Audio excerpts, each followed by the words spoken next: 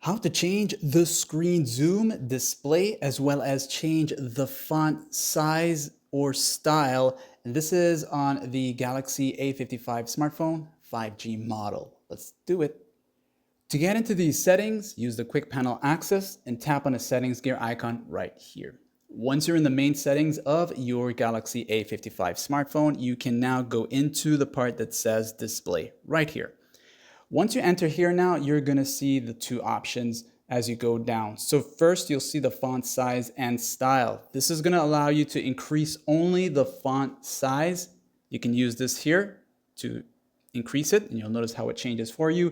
The font style would be this one here, and the A55 doesn't come with much pre-installed, but once you sign into the Galaxy store, you can get yourself some more free ones by entering here, okay? And you also have the bold font option. This is going to make your text stand out a bit more, right?